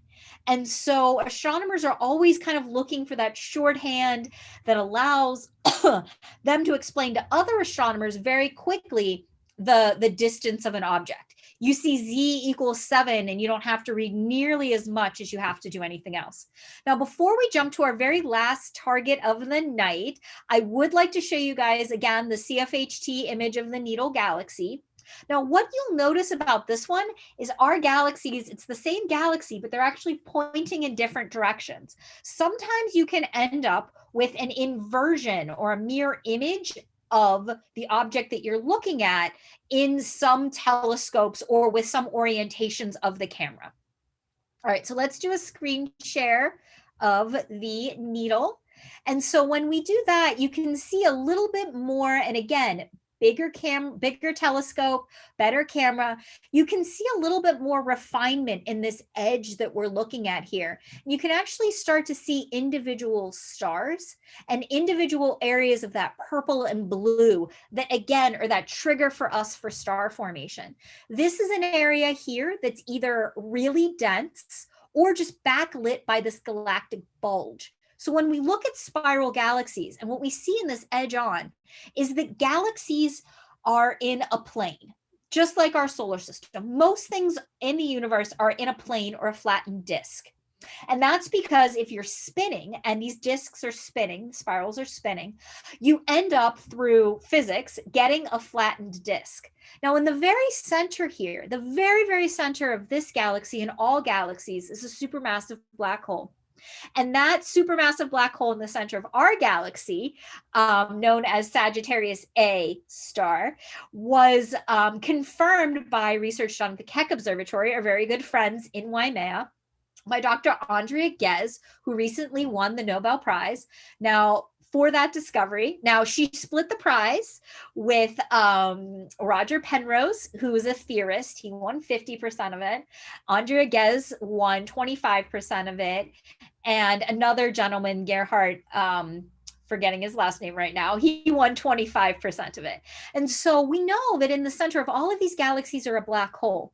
Now we see here, this is called the bulge of the galaxy because it bulges above and below that disk. This is areas where the orbits of the stars are going around in all of these different directions, as opposed to the flattened disk that we see on the outer areas of a galaxy, or even our own solar system. So I will stop my share and turn it back over to Jameeka and Ray. You yet again just blow our minds with these amazing images, Mary Beth. I'm really glad that we share our images first, and then followed up by the CFH's images. Okay, so we'd like to wrap up with another image from Ray. And this is Messier 22. Now, we did talk about open clusters earlier, and Mary Beth, I believe you did go into globular clusters too, but if you could again talk to us about the difference between an open cluster and maybe even their location within our galaxy versus globular clusters and where they're located and the kinds of stars that they have. All right, so globular clusters are some of the oldest objects in our galaxy. And it's actually, that's one of the questions that astronomers have is, galaxy formation. How do galaxies form? Do they form from the top down or the bottom up? And so what I mean by that is, are galaxies forming from like giant masses of clouds that start to spin with a black hole in the center? Or do we get smaller objects that are forming, and then gravity works the same way in space as it does on the Earth? The larger object has more gravitational pull, and so larger objects can start to pool things together. Now, these globular clusters, what's really fascinating about a globular cluster is, like I said, they're some of the absolute oldest things in our galaxy. Globular clusters have been actually dated to possibly be even older than our galaxy. I like to, again, think of globulars as like cities of stars. So if we kind of think of like Honolulu has all of these city lights. There's all of these really, really bright stars, really bright street lights that twinkle in there, very closely compacted. And again, in a globular, all of these stars would have been formed from the same area, the same molecular cloud, the same Orion Nebula kind of area that we talked about. And again, perfect petri dish. But rock stars, hot stars live fast, die young. So often in these globular clusters, we see them to be more of a yellow or a red kind of color because they're older. All of the big hot stars have died. Those open clusters that we've seen, most notably like the Pleiades, are really, we didn't see a picture of it because I couldn't find my CFHT image, but these really super hot blue stars, those are younger clusters. And a project that students or amateur astronomers or anyone who has access to either a telescope or astronomical data, and there's if you visit my very good friends at the Canadian Astronomical Data Center, every image ever taken at CFHT is there and available for download. So if you go to the CADC's website, you could download globular clusters or open clusters, and you can actually measure the number of stars that are big, the blue stars, and there are actually these very, very well-defined evolutionary models that can predict the age of an object. Yes. I absolutely love looking at globular clusters, and this one, M22, is in fact one of the brightest in the night sky. I think it's the third brightest after Omega Centauri, which is just my favorite globular cluster ever.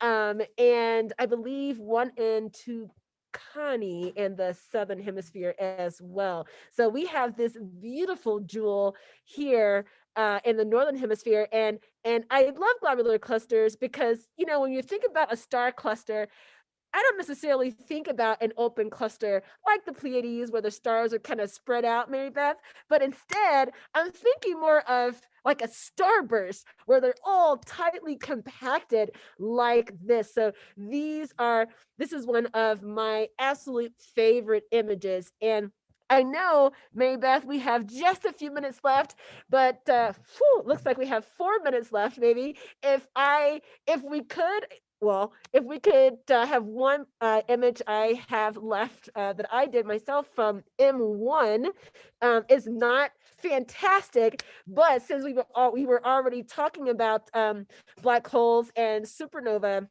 stars having enough mass to explode and leave a supernova remnant, I thought we could maybe end with M1, this supernova remnant. And I'm sure, do you have a CFH image of M1? I do. It's the image of the month, and I will explain a lot about it. So while you're loading that, let me explain a little bit about what we're going to see. So we've talked so far about, and Jameeka, you can just get started loading your M1 if you want. Okay. While we've talked about these planetary nebula, we've not talked about what happens to stars when they die, and they're supermassive stars. So this is the big star, the rock stars that I've been talking about, the blue stars. They will actually explode in a supernova. And what happens there is, I mentioned in our sun and all stars, gravity pushing in, energy going out. And so that all happens because of E equals mc squared. So it's just a little bit of physics to end the night with. Energy is equal to mass times the speed of light squared. And so our entire existence is based on the fact that 4 hydrogen atoms do not have the same mass as the 1 helium atom that is created when they fuse together. That tiny bit of energy powers the sun. And so stars go through fusion all the way until they hit iron. And when they hit iron, there's no extra energy that's left. There's no extra mass that's left over. So you end up with no extra energy. M is 0, E equals 0. And so everything comes crashing down. All of the gas on the outside of that star and compresses the center of the star before eventually, and it's not going to be a great astronomical and perfectly scientific, but imagine throwing a bouncy ball at a wall. It hits that wall and it bounces off. That's what happens to the gas in this core of the star. It comes down, it hits this core that's made of, at this point, iron. It bounces out, but compresses that core. And that core can become either a neutron star, like we see in the Crab Nebula here, which is so dense that it's only made up of neutrons. A tablespoon of neutron star has the same mass as the Earth. If the star is so big and there's so much gas that comes pushing down, it will actually cause a tear in the fabric of space and time and create a black hole. Now, at the center of the Crab Nebula that Jameeka is showing us here is a neutron star. It's a pulsar, and so it spins very quickly and gives off a very well-defined pulse, almost like a lighthouse in the sky. Yes. So here, of course, Mary Beth, as I said, this is not one of my best images, but I've definitely had trouble imaging M1. Part of it, it's just a little over 6,000 light years away, and it is a bright nebula in Taurus, but it just was showing up as a smudge for me. And what I did was tried to lighten the background so that the nebula would show up a little bit more. And unfortunately, we don't have as much detail on this image as we did with the planetary nebula that Ray and I both share. But I wanted to pull this up because, of course, M1 is the very first object in Charles Messier's catalog. So I thought, not only because it's a supernova remnant and supernova and black holes are really awesome, but as we've been talking about Charles Messier and the Messier catalog this evening, I thought it appropriate to maybe end on Messier 1, this image. And then I will stop my screen share and head it over to you so you can wow us with the CFH image of M1. But please know, and I hope everyone in our audience, if you don't have experience with going to star parties or using telescopes, that you can see that even though we're using, of course, equipment that's a lot less expensive that you can buy off the shelf or build yourself, we are still able to connect to some of the same objects that the astronomers at these world-class observatories are also looking at. And with that, I'll head it over to you, Mary Beth. Yeah, and that's a really great point, Jameeka. A lot of the objects that I'm showing you from CFHT, we took these pictures to have them be pretty pictures, to be able to be in our calendar and have these really awesome, inspiring images for the public. And so, one of the things that I always want to caution, particularly when you are, new and starting out in astronomy and amateur astronomy, is like, don't expect space to look the way that you think immediately. One exception, Saturn. Saturn in a little telescope looks so perfect, it looks fake. And it's like one of the greatest things that we can see. It was going to be on our schedule tonight to actually observe, but it's a little too far over, I think, for them to see at the Viz, because there are these little poo'oos that were likely blocking that. Now, one astronomical thing of note that I want to mention is as we're approaching the first day of winter, and this is purely by coincidence, we're going to see a conjunction between Saturn and Jupiter. Now, Saturn and Jupiter are nowhere near each other in the actual sky. Jupiter here much, much, much further away. But because of where they are in their orbits, over the next couple weeks, it's going to look like they're closer and closer and closer together. And so on the 21st, that's going to be the night that they look the absolute closest together. Now, a very, very dear friend of mine, Chrissy Kellogg, who works at the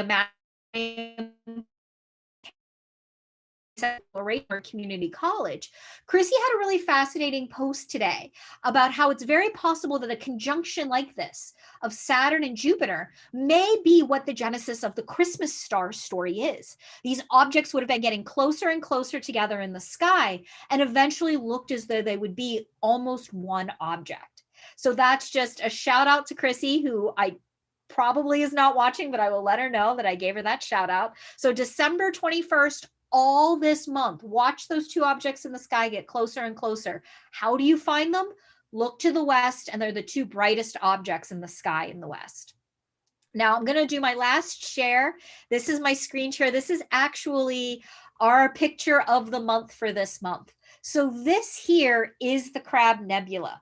Now, the reason that I love this image is it shows how big MegaCam is. So it's our 380 megapixel camera. It looks at a full degree on the sky, which is essentially 4 full moons. So this is part of, and there's above and below, we're seeing more stars there. This is a MegaCam, part of a MegaCam field. And so the Crab Nebula here, we can see the intricacies. It tends to have a lot more structure. Supernova remnants have a lot more structure just because of their explosive nature of creation, as opposed to the more gentle of gases kind of floating outward. But what I want to point out is that we see a lot of really bright blue, brilliant stars in this image. And it's very possible at some point in the future, these bright blue stars are going to supernova as well. And so one last screen share that I want to screen share with you guys tonight before we wrap up is just this one. Mahalo, mahalo, mahalo to tonight's team. We've got Jameeka here, who is representing the International Gemini Observatory project of the National Science Foundation's Noir Lab. I practiced that one just for you, Jameeka. So these are our very dear friends at the Gemini Observatory, myself from the Canada, France, Hawaii telescope, and then Ray from the Visitor Information Station, which is operated by the University of Hawaii. And so if we could just get a big virtual round of applause out there for Jameeka and Ray tonight. We practiced. And I am certain that Ray is probably feeling a little bummed out right now, but it went really well and super appreciative of everything. I mean, 2020 has been nothing but an experimentation of what works and what doesn't. And so I'm just so appreciative of both of them for standing up there in, let's say, at this point, upper 30s temperatures for us tonight. And we're so appreciative. You both are getting a drastic round of applause on social media, on our YouTube page. Thank you so much, everybody, for joining us tonight. Those of you that have hung around the entire time, we've peaked with a fair number of people, and I'm super excited about this. You'll be able to find all of this information and the replay of this to direct your friends to on our website. You can go to bit.ly, so bit.ly/starpartyinfo, and that will take you to the CFHT webpage dedicated to this star party. I'll put it in the chat. We have all of the videos that have been created. So a recap of our week. Callie Crowder on Monday gave a presentation about a tour of our remote observing room and Ask a Remote Astronomer. Mark, as we talked about on Tuesday, gave a really fantastic primer of, so you want to buy a telescope, but have you thought about binoculars? Wednesday was a live session, Ask an Astronomer, with Dr.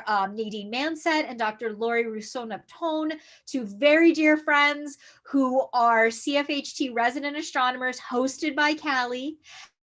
And then Thursday was a craft that I did. It's how to make a holiday star garland. Yesterday was a holiday message and reading of The Night Before Christmas by Dr. Doug Simons, our executive director. And so tonight we have ended up with Jameeka and Ray, and we are so appreciative of that. Thank you all so much for joining us. Have a really wonderful holiday season. Happy Hanukkah, Merry Christmas, Happy Kwanzaa, Happy New Year. We look forward to connecting with all of you all year round. Happy solstice. And if I forgot any of your holidays, I apologize. That's why I'm a happy holidays person. So thank you so much for tuning in. We will talk to you all later. Bye.